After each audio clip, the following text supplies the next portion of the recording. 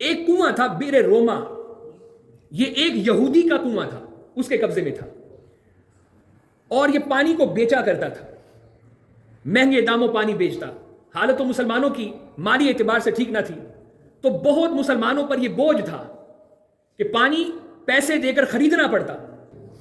تو اس موقع پر آقا کریم علیہ السلام نے ارشاد فرمایا، صحابہ کرام کو جمع کیا اور فرمایا کوئی ہے جو مجھ سے سودا کرے جنت کا، مجھ سے سودا کرے جنت کا۔ پھر حضور نے فرمایا کہ جو یہ کنواں خرید کر اللہ کی راہ میں وقف کر دے گا، اللہ تعالیٰ بدلے میں اس کو اپنی جنت عطا فرمائے گا۔ یہ جملہ جب حضور نے فرمایا اور یہ بشارت دی اور اس سودے کی خبر دی جب صحابہ کو، تو سیدنا عثمان غنی رضی اللہ تعالیٰ عنہ کھڑے ہوئے اور عرض کی یا رسول اللہ صلی اللہ علیہ وسلم میں اس کنویں کو خریدوں گا۔ سیدھے گئے اس یہودی کے پاس اور اس سے جا کے کہا کہ میں اس کنویں کو خریدنا چاہتا ہوں۔ تھا وہ یہودی عیار تھا، مکار تھا، اس نے کہا بیچوں گا لیکن آدھا بیچوں گا، پورا نہیں بیچوں گا۔ تو کہا میں سمجھا نہیں، آدھا آدھا کیا ہوگا؟ کہا وہ یہ سمجھا کہ چونکہ آپ تاجر تو تھے بہت بڑے، حضرت عثمان غنی بہت بڑے تاجر تھے، بہت بڑے بزنس مین تھے، وہ یہ سمجھا کہ اس نے بھی تجارت کرنی ہے، جیسے میں یہ پانی بیچتا ہوں اور خوب نفع لیتا ہوں تو یہ بہت بڑا تاجر ہے، اس نے بھی یہ پانی کو بیچ کر یہ تجارت کرے گا۔ تو کہا ایسا کرتے ہیں ایک دن پانی تو بیچا کرے گا، ایک دن پانی میں بیچا کروں گا، تو اس طرح آدھا آدھا۔ تو آپ نے فرمایا مجھے منظور ہے، مجھے منظور ہے۔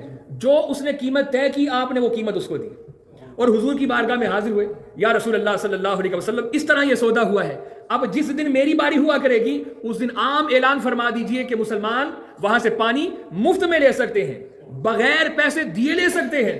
اللہ اکبر۔ اب یقیناً وہ سب کے سب مسلمان جو تھے اسی دن جاتے تھے، پانی بھر لیتے تھے۔ اب اس کی جب باری ہوتی کوئی جاتا نہ۔ چند دن گزرنے کے بعد اس نے کہا کہ عثمان یہ جو باقی والا ہے یہ بھی تم لے لو، پیسے دو اور تم لے لو۔ باہر کے پیسے کچھ دیے اور پورے کا پورا وہ کنواں خرید کر حضرت عثمان غنی رضی اللہ تعالی عنہ نے یہ مسلمانوں کے لیے وقف کر دیا، اور آقا کریم علیہ السلام نے اپنی زبان حق ترجمان سے حضرت عثمان غنی رضی اللہ تعالی عنہ کو جنت کی بشارت دی۔ میں نے ابتدا میں کہا آپ کے جو القابات ہیں ان میں ایک لقب جیسے ذوالنورین ہے، دو نور والے، اسی طرح ایک لقب ہے ذوالبشارتین، دو بشارتوں والے۔ حضرت عثمان غنی وہ ہے کہ جن کو جنت کی بشارت حضور نے ایک مرتبہ نہیں دو مرتبہ عطا کی ہے۔ یہ آپ کی سخاوت دیکھیے، پہلا یہ موقع تھا۔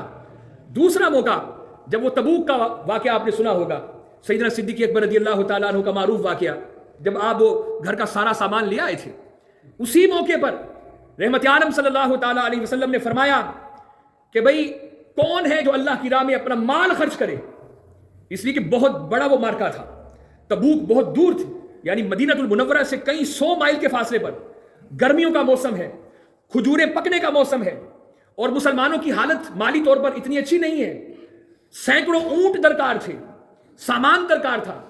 تو حضور نے فرمایا کون ہے جو اللہ کی بارگاہ میں اونٹوں کا نذرانہ پیش کرے۔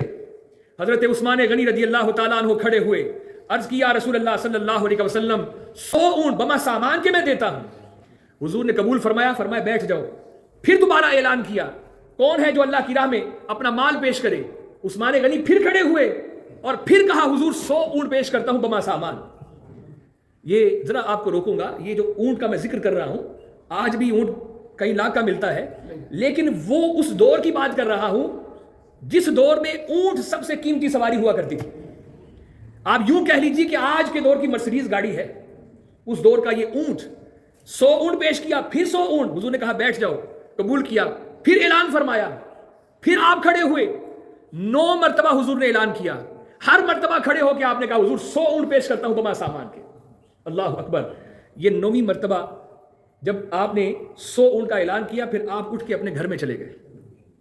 صحابہ کرام دیکھ رہے ہیں کہ یہ عثمان اٹھ کر یہاں سے چلا کیوں گیا ہے۔ اللہ اکبر۔ کچھ دیر گزری کہ حضرت عثمان غنی اس شان سے آئے کہ ایک آپ یوں کہہ لیجیے بوری پکڑی ہوئی ہے، اور حضور کے سامنے اس کو ایسے انڈیل دیا، اور وہ بوری اشرفیوں سے بڑی ہوئی تھی۔ یہ وہ موقع تھا کہ حضور نے ان اشرفیوں کو ایسے پکڑا اور ایسے حضور اچھال رہے ہیں کہ یہ میرے عثمان کا مال ہے جس کو اللہ نے قبول کر لیا ہے۔ اے عثمان، تجھے دنیا میں اللہ جنت کی بشارت دے رہا ہے، میری زبان